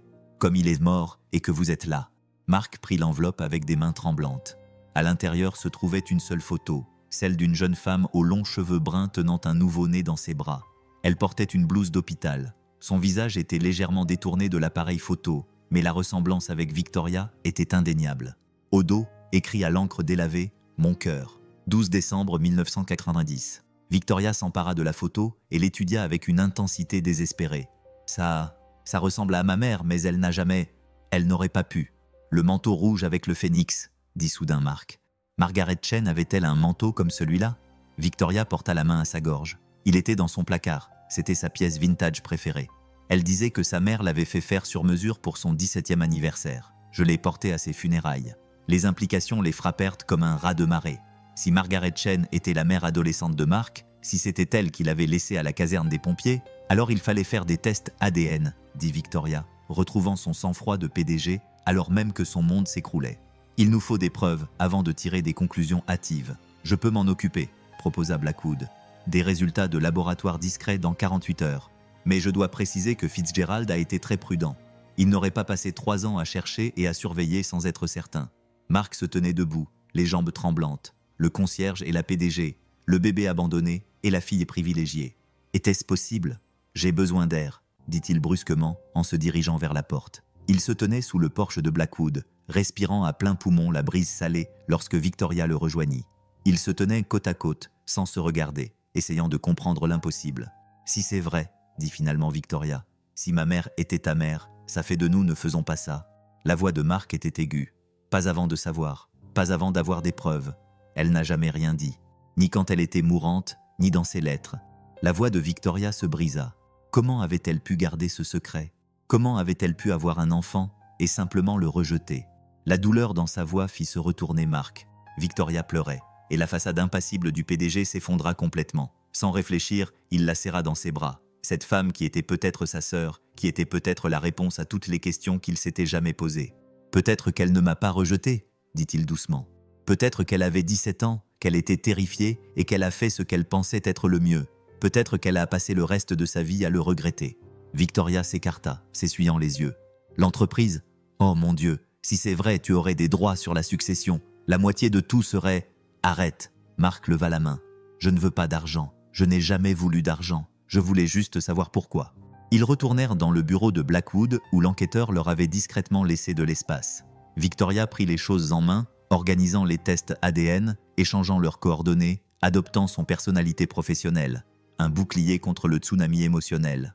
Alors qu'il s'apprêtait à partir, Blackwood tendit une carte à Victoria. « Il y a quelqu'un d'autre à qui tu devrais parler. Rosalie Weston. C'était la meilleure amie de ta mère au lycée. Elle vit à Cambridge maintenant. Si quelqu'un sait ce qui s'est passé en 1990, c'est bien elle. » Le trajet de retour vers Paris se fit en silence, chacun perdu dans ses pensées. Mark jetait des coups d'œil à Victoria, essayant de se voir dans ses traits. Même cheveux foncés, yeux différents. Son nez était droit, alors que le sien avait été cassé lors d'une bagarre dans un foyer d'accueil. Mais il y avait quelque chose dans la façon dont elle tenait ses épaules, dans la façon dont sa mâchoire se crispait lorsqu'elle était déterminée. « On devrait attendre les résultats des tests ADN avant de faire quoi que ce soit d'autre, » dit Victoria alors qu'ils arrivaient en ville. « Avant de parler à qui que ce soit, ou la pièce de théâtre d'Emma est jeudi, » l'interrompit Mark. « Elle joue un flocon de neige dans le concert d'hiver. Je ne peux pas, je ne laisserai pas ça l'affecter tant que nous ne serons pas sûrs. » Victoria acquiesça. « Bien sûr, nous ferons comme si tout était normal jusqu'à ce que nous ayons des réponses. Je suis douée pour ça. Je fais comme si tout était normal depuis la mort de mon père. » Ils se séparèrent près du camion de Mark, mal à l'aise et incertain. Comment dire au revoir à quelqu'un qui pourrait être de votre sang? Mark regarda la Tesla de Victoria disparaître dans la circulation, puis resta assis dans son camion jusqu'à ce que ses mains cessent de trembler. Ce soir-là, Emma parla sans arrêt pendant le dîner de son costume de flocon de neige, ignorant totalement que le monde de son père avait radicalement changé. Alors que Mark l'aidait à répéter ses pas de danse dans leur petit salon, il se demanda si Margaret Chen avait déjà observé Victoria de loin, comme cet enquêteur l'avait observé lui. Avait-elle assisté aux pièces de théâtre et aux remises de diplômes de l'école, sachant que sa fille aînée était quelque part? « Papa, tu ne regardes pas » protestait Emma. « J'ai fait une pirouette parfaite et tu l'as ratée. Désolée ma chérie. Montre-moi encore. » Alors qu'Emma tournoyait, les bras grands ouverts, Mark s'efforçait de se concentrer sur cet moment, cet enfant, cette vie qu'il avait construite à partir de rien. Peu importe ce que les tests ADN allaient révéler, il était avant tout le père d'Emma. C'était la seule identité qui comptait vraiment. Mais plus tard, après qu'Emma se soit endormie, Mark s'assit avec la photo que Blackwood lui avait donnée. La jeune femme qui tenait le bébé, Margaret Chen, peut-être sa mère, avait l'air si jeune, si effrayée, qu'il suivit du doigt les bords de la photo, se demandant si ses doigts avaient touché les mêmes endroits. « Pourquoi » murmura-t-il à l'image. « Si tu as gardé cette photo, si tu m'as cherché, pourquoi ne m'as-tu jamais contacté ?» Son téléphone vibra. Un SMS de Victoria. « Je n'arrive pas à dormir.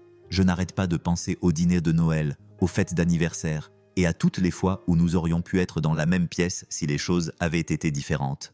Test ADN demain à 9h. Le labo nous attend. » Mark répondit par SMS. « On saura bientôt. » « Quoi qu'il arrive, merci de m'avoir aidé à te chercher. » Sa réponse fut rapide. « Si elle était aussi ta mère, alors te retrouver est la meilleure chose que j'ai jamais faite, à part avoir James. » Mark fixa le SMS, puis la photo d'école d'Emma sur son frigo. Il apprenait que les familles pouvaient prendre toutes sortes de formes. Certaines étaient liées par le sang, d'autres par choix. D'autres encore par les étranges hasards du destin qui avaient conduit un concierge à tenir dans ses bras le bébé d'un PDG et à résoudre un mystère vieux de 30 ans. Demain, La science leur dirait s'ils partageaient le même ADN. Mais ce soir-là, Marc Delaunay s'est couché, en sachant que quelque part à Paris, une femme qui pourrait être sa sœur était allongée, éveillée, se posant les mêmes questions que lui, se demandant si leur mère avait pensé à lui quand elle avait tenu Victoria dans ses bras pour la première fois, se demandant si Margaret Chen avait vu le visage de Marc dans les traits de Victoria, se demandait si chaque 15 décembre, elle se souvenait du bébé qu'elle avait laissé dans le froid et de la fille qu'elle avait gardée dans le confort. Les prévisions météo annonçaient encore de la neige. Alors que Marc s'endormait, il pensait à Phoenix et aux secondes chances, aux mères qui cherchaient mais ne pouvaient pas entrer en contact, aux étranges façons dont les familles se retrouvaient.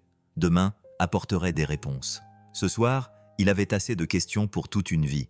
Les résultats du test ADN arrivèrent pendant la répétition du concert d'hiver d'Emma. Le téléphone de Marc vibra dans sa poche alors qu'il regardait sa fille répéter sa danse des flocons de neige pour la 100e fois, la langue tirée en signe de concentration. Il n'avait pas besoin de regarder l'identifiant de l'appelant. Il savait. « Papa, tu as vu? Je ne suis pas tombée cette fois-ci. » Emma accourut, les paillettes de son costume laissant une traînée scintillante. « Tu étais parfaite, ma chérie. » Marc la serra fort dans ses bras, respirant le parfum de son shampoing à la fraise, s'ancrant dans cet instant avant que tout ne change. Tellement parfaite. Madame Johnson dit qu'on pourra porter des collants spéciaux scintillants demain pour le vrai spectacle. Emma sautillait d'excitation. « Et tu seras au premier rang, n'est-ce pas? Tu me l'as promis. Je ne manquerai ça pour rien au monde. » Le téléphone de Marc vibra à nouveau. Victoria devait probablement devenir folle à force d'attendre. Mais à cet instant, la joie de sa fille, sa confiance naïve dans le fait que demain se déroulerait exactement comme prévu, il ne voulait pas la précipiter. Après avoir déposé Emma à l'école, Marc se rendit en voiture à l'appartement terrasse de Victoria. Elle ouvrit la porte, l'air hagard, James pleurant dans ses bras. Ses cheveux, d'habitude parfaits, étaient coiffés en un chignon désordonné, et elle avait ce qui semblait être du vomi sur son pull de Marc. « Il n'arrête pas de pleurer, » dit-elle sans préambule. « Je l'ai nourri, changé, fait rôter.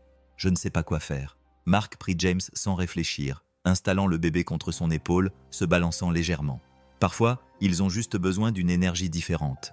Claire disait souvent « Les bébés peuvent ressentir notre stress. » Les pleurs de James s'adoucirent en hoquet, puis en un silence bienvenu. Victoria regarda Marc qui tenait son fils, leur neveu, si les tests confirmaient ce qu'ils croyaient tous les deux maintenant. « Comment tu fais ça ?» demanda-t-elle. « Avec de la pratique et de la terreur. Le premier mois avec Emma, j'ai appelé le pédiatre si souvent qu'ils m'ont assigné ma propre infirmière. » Marc ajusta légèrement James. « As-tu regardé les résultats ? » ?»« Non, je t'attendais. » Victoria a récupéré son ordinateur portable sur la table basse, les mains légèrement tremblantes. « J'ai négocié des contrats de plusieurs milliards de dollars, mais je n'arrive pas à ouvrir un email. »« Ensemble, » a dit Marc. « Nous le faisons ensemble. » Victoria a cliqué sur le lien, saisi le code de sécurité.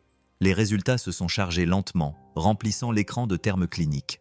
Mais la conclusion était claire, mise en évidence en gras.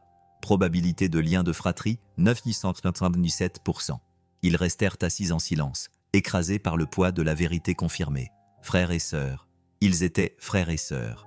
Elle était ma mère, aussi, finit par dire Marc, les mots lui semblant étrangers sur sa langue. Margaret Chen était ma mère. Victoria poussa un son entre le rire et le sanglot. J'ai un frère. J'ai eu un frère pendant tout ce temps, et elle ne m'en a jamais parlé. Sa voix se brisa. Comment avait-elle pu me cacher ça? James remua dans les bras de Marc, et il réalisa qu'il tenait son neveu.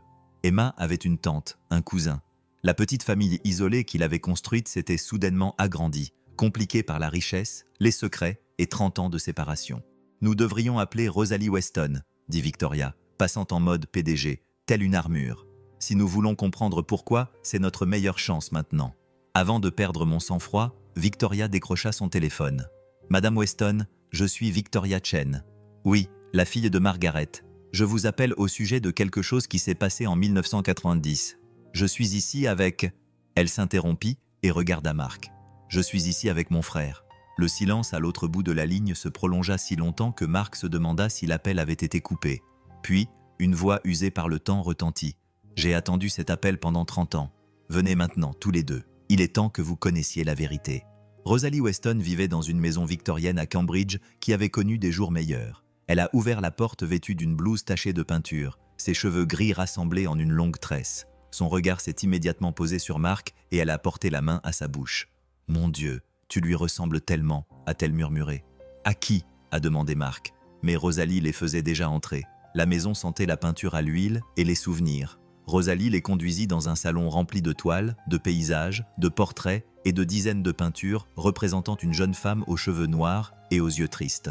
Margaret Chen, immortalisée à 17 ans, figée dans le temps. « Je les ai peintes de mémoire », dit Rosalie en s'installant dans un fauteuil. « Je ne pouvais pas lui pardonner de m'avoir rayé de sa vie, mais je ne pouvais pas non plus l'oublier. Les premiers amours sont comme ça. Ils vous marquent à jamais. » Victoria s'est affalée sur le canapé, James dans ses bras. « Les premiers amours ?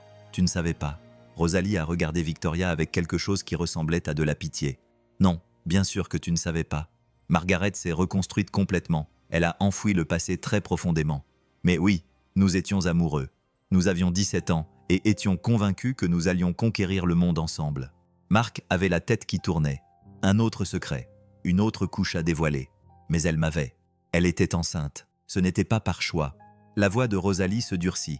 Les parents de Margaret étaient très traditionnels, très soucieux des apparences. Quand ils nous ont surpris ensemble, ils l'ont envoyée loin. Une thérapie de conversion, comme ils appelaient ça. 8 mois dans un établissement censé la guérir. Elle rit amèrement. Au lieu de ça, elle est revenue enceinte. La pièce tournait. Marc agrippa les accoudoirs de son fauteuil. « Tu veux dire que je suis le fruit de l'amour du conseiller de l'établissement ?» Il avait un type de fille préférée. Les filles vulnérables qui ne pouvaient pas se défendre. Margaret n'était pas la seule. Les yeux de Rosal se remplirent de larmes. Elle m'a appelé quand elle est revenue à Paris, désespérée. Le bébé allait naître et elle ne pouvait pas le dire à ses parents. Ils l'auraient interné définitivement. Victoria poussa un cri de détresse et serra James contre elle. Alors nous avons élaboré un plan. Je l'aiderais à accoucher. Ensuite, nous placerions le bébé en adoption dans les règles. Mais quand tu es arrivé, Rosalie regarda Marc. Tout a mal tourné. Tu étais si parfait, si beau. Margaret t'a pris dans ses bras et a pleuré pendant des heures. Elle disait que tu méritais mieux qu'une fille de 17 ans qui ne savait même pas qui elle était. Alors elle m'a abandonné. Les mots sortirent plus durement que Marc ne l'aurait voulu. Elle t'a libéré, corrigea Rosalie. Elle t'a laissé là où on te trouverait tout de suite, en sécurité et au chaud. La caserne de pompiers, c'était mon idée. Mon oncle y travaillait. On savait qu'il prendrait bien soin de toi. Elle fit une pause. Ce qu'on ne savait pas, c'est que son père l'avait fait suivre. Il avait découvert l'existence du bébé. Grand-père savait. La voix de Victoria était creuse. Il savait et s'en est servi comme moyen de pression pour le reste de la vie de Margaret. Mary, celle qu'il avait choisie, devait vivre comme il l'exigeait, sinon il révélerait sa honte. C'est ainsi qu'il voyait les choses. Ta mère a accepté d'épouser James Chen pour devenir la parfaite épouse mondaine, à condition que son père ne te fasse jamais de mal. Le regard de Rosal transperçait Marc. Chaque choix qu'elle avait fait après cette nuit-là visait à te protéger de lui. Les pièces du puzzle s'emboîtaient avec une clarté écœurante. Margaret n'avait commencé à rechercher Marc qu'après la mort de son père. L'enquêteur observait, mais ne s'approchait jamais.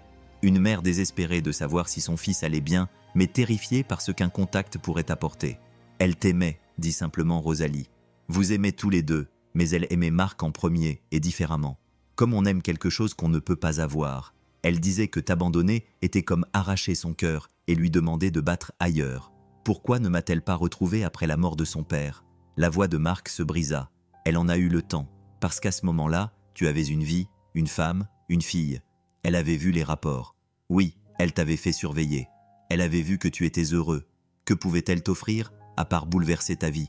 La vérité sur ta conception. De l'argent qui serait assorti de conditions. Elle pensait que le silence était plus charitable. Ce n'était pas à elle de décider, dit Victoria avec véhémence. Marc avait le droit de savoir. Peut-être, mais Margaret a passé 30 ans à le protéger de la vérité sur ses origines. Peux-tu lui reprocher de ne pas avoir su s'arrêter? Rosalie se leva et se dirigea vers un placard. Elle t'a laissé des affaires, Marc. Elle m'a fait promettre de te les donner si jamais tu venais les chercher. Elle lui tendit une boîte aux bords usés. À l'intérieur, il y avait des photos. Margaret enceinte, si jeune que ça faisait mal. Le manteau rouge phénix soigneusement conservé. Des bracelets d'hôpital, dont l'un indiquait « Bébé Chen, 12 décembre 1990 ». Et des lettres, des dizaines de lettres, toutes adressées à mon premier-né et jamais envoyées. Marc en prit une au hasard. Elle était datée du 15 décembre 2000. « Mon cher garçon, tu as 10 ans aujourd'hui. Je me demande si tu aimes le sport ou les livres, si tu es calme comme moi ou audacieux comme j'aurais aimé l'être. Je me demande si tes parents t'ont dit que tu avais été adopté, si tu te poses des questions à mon sujet. J'espère que non. J'espère que tu es tellement aimé que tu n'as pas besoin de te poser ces questions. » Sa vue se brouilla. À côté de lui, Victoria lut une autre lettre, les larmes coulant sur son visage. Leur mère, compliquée, effrayée, aimante, émergeait de ces pages. Pas la sainte ou le monstre qu'ils avaient chacun imaginé, mais une femme prise entre des choix impossibles. « Il y a encore une chose », dit Rosalie doucement. Elle tendit une enveloppe à Victoria. « Pour toi. Elle l'a écrite quand elle a été diagnostiquée. Elle m'a fait promettre de te la donner si la vérité venait à être révélée. » Victoria l'ouvrit avec des doigts tremblants. « Ma très chère Victoria, lut-elle à voix haute, si tu lis ceci, c'est que tu l'as trouvé. Mon secret, ma honte, mon premier amour, ton frère. Je prie pour que tu puisses me pardonner de te l'avoir caché, de vous avoir privé l'un de l'autre. Je prie pour qu'il puisse me pardonner d'avoir été trop faible pour me battre pour lui, trop effrayé pour le revendiquer. Dis-lui qu'il était désiré. Dis-lui que je comptais chaque 15 décembre. Je mesurais sa vie en anniversaire, que je ne pouvais pas fêter. Dis-lui que lorsque je t'ai tenu dans mes bras pour la première fois, j'ai fait semblant pendant un instant que je pouvais vous garder tous les deux. Sois meilleure que moi, ma courageuse petite fille. Aime sans crainte. Ta mère. » Le silence qui suivit ne fut rompu que par les coups légers de James. 3 adultes liés par les choix d'une jeune fille de 17 ans, assis sous le poids d'une vérité enfin révélée. « Je dois y aller, » dit Marc brusquement. « Le concert d'Emma est dans 2 heures et j'ai besoin de digérer tout ça. »« Marc, attends, » commença Victoria, mais il était déjà en train de partir. « Je t'appellerai, » dit-il. « Après, quand je pourrai réfléchir correctement, j'ai juste besoin d'être le père d'Emma. La seule chose que je sais être. » Il rentra chez lui en voiture, l'esprit ailleurs. La boîte de lettres et de photos sur le siège passager était comme un fantôme. Sa mère. Il pouvait enfin prononcer ce mot en y associant un visage. L'avait aimé, lui avait causé du chagrin, l'avait protégé de la seule manière qu'elle connaissait. Mais elle avait aussi choisi son autre vie, son autre enfant, plutôt que la chance de le connaître. À la maison, Marc s'assit à la table de sa cuisine et étala les photos. À 17 ans, Margaret ressemblait à Victoria, mais autour des yeux, dans la mâchoire, il se voyait lui-même. Il voyait Emma. Des générations reliées par l'ADN et séparées par des secrets. Son téléphone sonna. « Patrick O'Brien, j'ai entendu dire que tu avais peut-être trouvé des réponses. » Le vieux pompier dit « Ça va, fiston ?»« Je ne sais pas, » admit Marc. « Je l'ai trouvée, ma mère, mais elle est morte, depuis des années. Et l'histoire, ce n'est pas ce à quoi je m'attendais. Les histoires qui comptent le sont rarement. Tu as besoin de parler, je suis là. » Parfois, une oreille attentive aide à y voir plus clair. Après avoir raccroché, Marc prit une douche et s'habilla pour aller au concert d'Emma. Il se regarda dans le miroir. Marc Delaunay, concierge, père, frère, fils. Tout cela était vrai, mais incomplet. Demain, il devrait trouver comment assembler ses pièces. Ce soir, il avait un flocon de neige à regarder danser. Le auditorium de l'école était bondé de parents, leurs téléphones prêts à enregistrer. Marc trouva sa place, saluant des visages familiers. Normal. Tout était normal pour Emma. Papa. Elle courut vers lui pendant le chaos qui précédait le spectacle.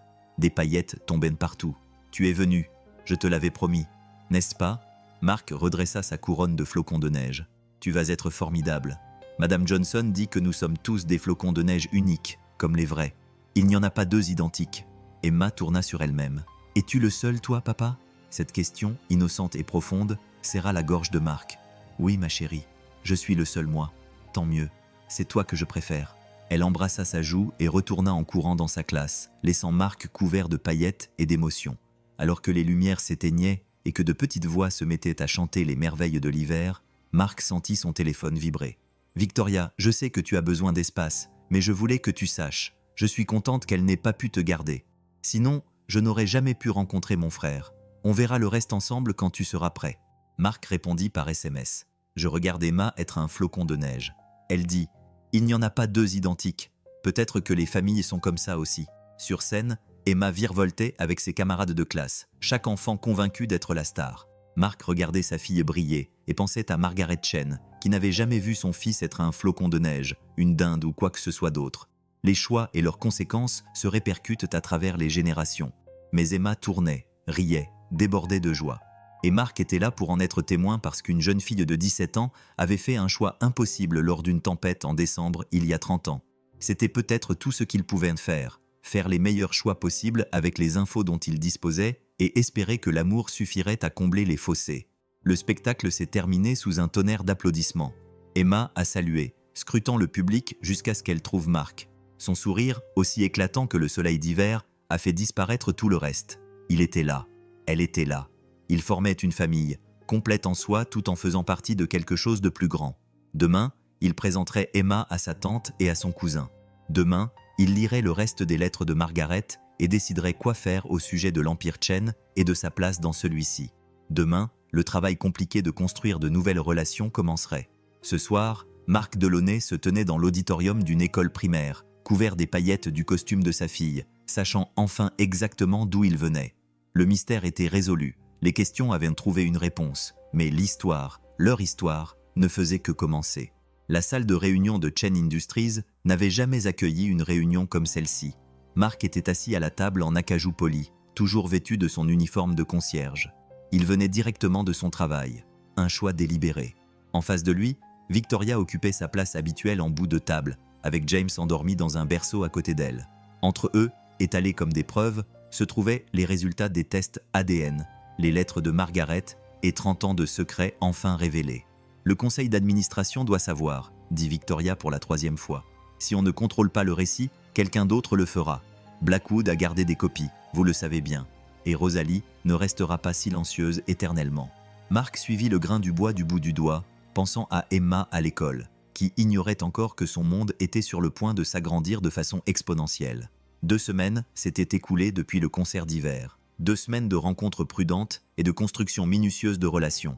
Emma avait déjà rencontré sa tante Victoria et le bébé James à 2 reprises, les 2 fois lors de rencontres organisées pour paraître fortuites. Elle avait été enchantée, en particulier par le bébé, et avait supplié de savoir quand elle pourrait les revoir. « Je ne veux pas d'argent, » dit Marc fermement. « J'ai besoin que tu comprennes ça.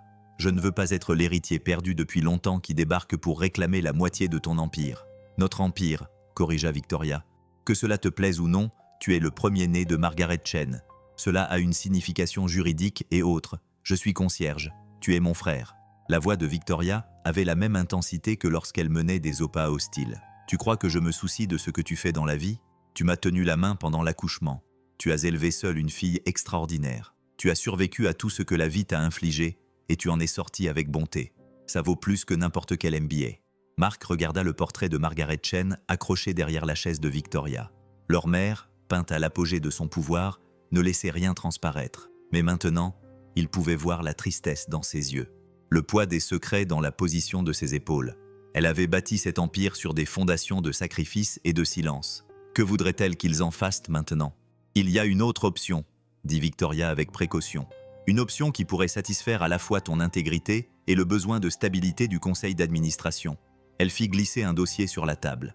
À l'intérieur se trouvait une proposition qui fit tourner la tête de Marc. Pas pour lui, mais pour Emma. Un fonds fiduciaire soigneusement structuré qui garantirait que sa fille n'ait jamais à lutter comme lui l'avait fait. L'université, les études supérieures, une maison, la sécurité, pas assez pour corrompre, mais assez pour offrir des choix. Et pour vous, poursuivit Victoria, un poste au sein de la Fondation Chen. Notre branche philanthropique a besoin d'un leader, quelqu'un qui comprend ce que c'est que d'avoir besoin d'aide. Le salaire est plus important, mais le travail est réel. Refuge pour sans-abri, réforme du placement familial, soutien aux parents célibataires, veillez à ce que d'autres enfants ne tombent pas entre les mailles du filet comme vous l'avez fait. Marc fixa les papiers. C'était une solution élégante. Il resterait qui il était, un travailleur, un père, mais avec les ressources nécessaires pour faire une réelle différence. Et Emma aurait des opportunités dont il n'aurait jamais osé rêver. « Où est le piège ?» demanda-t-il, car il y avait toujours un piège. Il n'y a pas de piège, mais il y a une condition. Victoria se pencha en arrière. On va tout raconter ensemble. On dit la vérité, ou au moins une version de la vérité. La grossesse de Margaret quand elle était ado, l'adoption, nos retrouvailles. On contrôle l'histoire avant qu'elle ne nous contrôle. Emma sera protégée. J'ai la meilleure sécurité du secteur. Et réfléchis-y. L'histoire du concierge qui a retrouvé sa sœur PDG. C'est un conte de fées. Les médias vont se jeter dessus, puis passer au scandale suivant. Le sourire de Victoria était incisif. J'ai appris que la meilleure façon de tuer une histoire, c'est de la nourrir volontairement. Marc pensa à sa vie tranquille, à son petit appartement, à ses routines simples. Tout cela allait changer. Mais il pensa ensuite au fonds pour les études d'Emma, qui se composait actuellement de 847 $ de bonnes intentions. Il pensa aux enfants placés en famille d'accueil avec lesquels il avait grandi, ceux qui n'avaient pas réussi à s'en sortir. Il pensa à Margaret, prisonnière de secret depuis 30 ans. « D'accord, dit-il, mais on le fait à ma façon. Pas de manoir à Neuilly-Saint-Germain, pas d'école privée pour Emma, sauf si elle le demande. On reste dans notre appartement, je continue à travailler, peut-être pas comme concierge ici, ce serait trop bizarre. Mais je travaille. Je veux qu'Emma voie cet accord. » Victoria tendit la main et Mark la serra. « Bienvenue dans l'entreprise familiale. La vraie, pas l'argent, mais la responsabilité. » Ils passèrent l'heure suivante à élaborer une stratégie. Victoria, en mode PDG, transforma leur tragédie personnelle en message d'entreprise. Cela aurait dû sembler froid, calculateur. Au lieu de ça, ça ressemblait à une armure, protégeant la douce vérité d'une adolescente effrayée et du bébé qu'elle aimait trop pour le garder. Alors qu'ils se préparaient à partir, Mark s'arrêta à nouveau devant le portrait de Margaret. « Tu penses qu'elle approuverait ?» Victoria le rejoignit, James remuant dans ses bras. « Je pense qu'elle serait soulagée. Le poids de porter ça toute seule, ça a dû être écrasant. » Elle fit une pause. « J'ai réfléchi à ce que Rosalie a dit à propos de maman qui mesurait ta vie en anniversaire, qu'elle ne pouvait pas fêter. On devrait faire quelque chose à ce sujet. Que veux-tu dire ? Le 15 décembre. C'est dans 2 semaines. Ton véritable anniversaire ? Le jour où elle t'a abandonné ? Oui, mais aussi le jour où elle t'a aimé suffisamment pour te donner une chance. » Victoria a pris James dans un bras et a posé sa main libre sur l'épaule de Mark. « On devrait le fêter, tous ensemble. Lui donner un nouveau sens. » Mark a repensé à tous les 15 décembre qu'il avait passés seul, marquant l'anniversaire de son abandon. L'idée de transformer cette date en quelque chose d'autre, quelque chose qui concerne la famille et les secondes chances, lui semblait apaisante. Emma adorerait une fête, admit-il. Elle n'arrête pas de demander si elle peut rejouer avec le petit James. Alors c'est décidé. Le 15 décembre, ce sera ta première fête d'anniversaire officielle. Avec 30 ans de retard, mais qui compte. Ils quittèrent la salle de réunion ensemble. Des frères et sœurs naviguant dans une relation sans souvenir d'enfance pour les guider. Dans l'ascenseur, Victoria dit doucement « Je rêve d'elle parfois.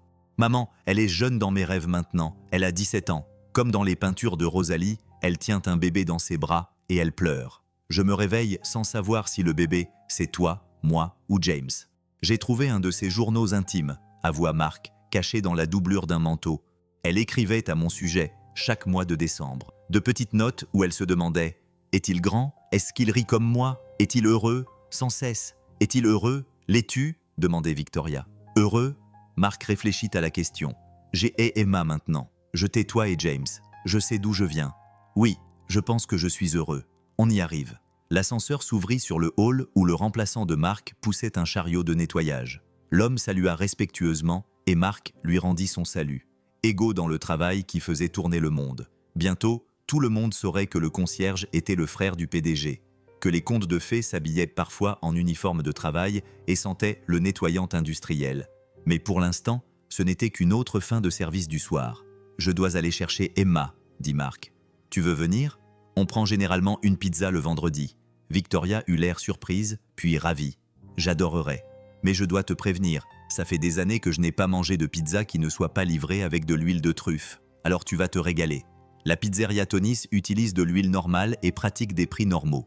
Emma dit que leur pepperoni est le meilleur de tout l'univers. De tout l'univers. C'est tout un compliment. » Alors qu'il se dirigeait vers le parking, Mark ressentit l'étrange maturité de la situation.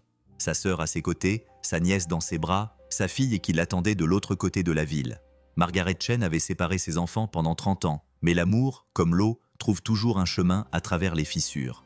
L'appel arriva 3 jours plus tard, alors que Mark apprenait à Emma à lasser ses chaussures. La voix de Victoria était paniquée mais maîtrisée. Quelqu'un avait vendu l'info au Globe. Ils ont en tout cas la partie histoire. On doit agir maintenant. En quelques heures, Mark s'est retrouvé dans une salle de conférence remplie de publicitaires et d'avocats, tous en train de parler de stratégie. L'histoire serait révélée le lendemain. Ils ont dit « Mieux vaut prendre les devants, contrôler le récit ».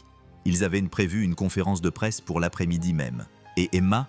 demanda Mark, coupant court aux discussions. « Elle ne sait même pas encore. Je ne peux pas la laisser la prendre par les médias. »« Retire-la de l'école » ordonna Victoria. « Amène-la ici. On lui dira ensemble, puis on affrontera les médias. Une famille unie, c'est l'image dont on a besoin. » Et c'est ainsi que, dans un bureau calme avec vue sur le port de Paris, Marc Delaunay a dit à sa fille de 6 ans qu'elle avait une tante et un cousin, que papa avait été adopté, que leur famille était plus grande qu'il ne l'avait jamais imaginé. Emma a tout absorbé avec la capacité d'adaptation propre à l'enfance. « Alors tante Victoria est ta sœur, comme Marcus a une sœur ?» « Exactement comme ça. »« Cool. Elle peut venir à ma fête d'anniversaire ?» La conférence de presse a été un tourbillon de caméras et de questions. Victoria a géré les aspects commerciaux avec sa précision habituelle, tandis que Mark a parlé simplement de la recherche de sa famille, de sa gratitude et de la nouvelle mission de la Fondation Chen, qui consiste à soutenir les enfants placés en famille d'accueil et les parents célibataires. Emma, à qui on avait demandé d'être sur son meilleur comportement, a salué les caméras et a dit que son cousin James était vraiment mignon, mais un peu baveux. Les titres des journaux couvraient toute la gamme, de la misère à la richesse.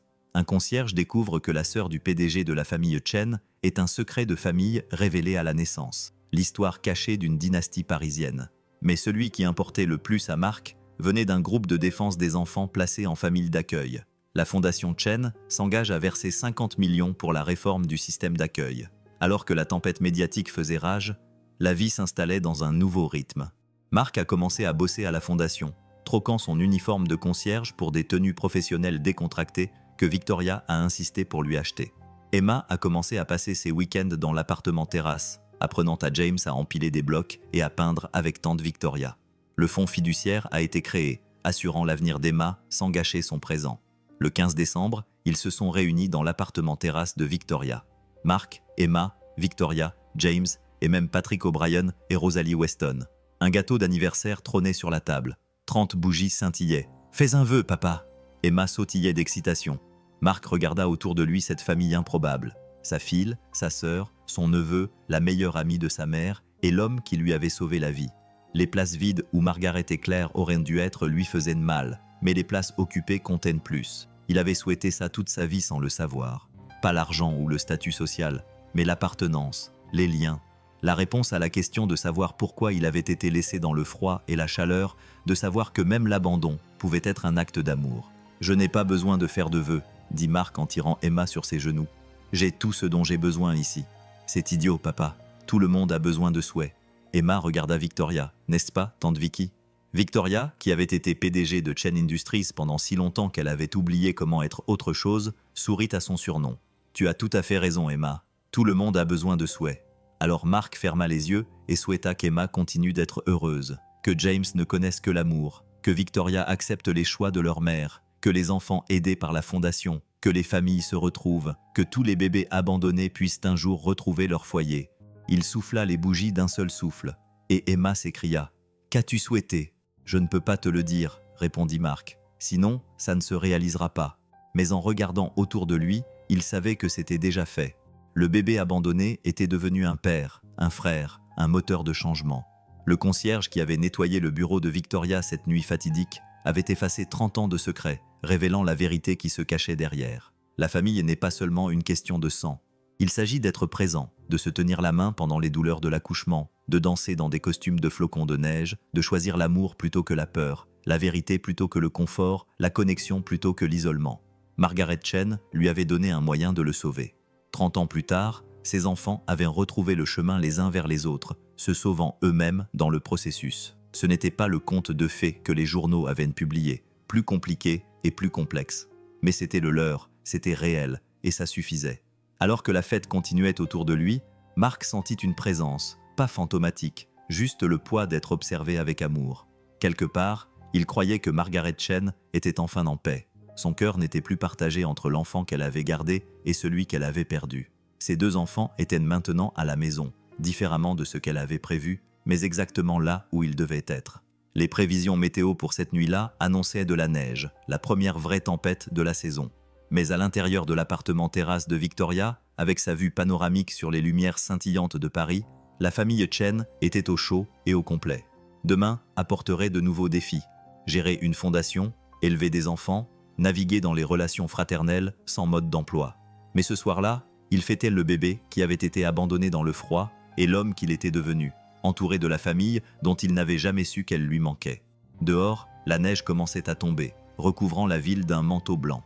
À l'intérieur, Emma s'endormait dans les bras de Marc, tandis que Victoria chantait doucement pour James.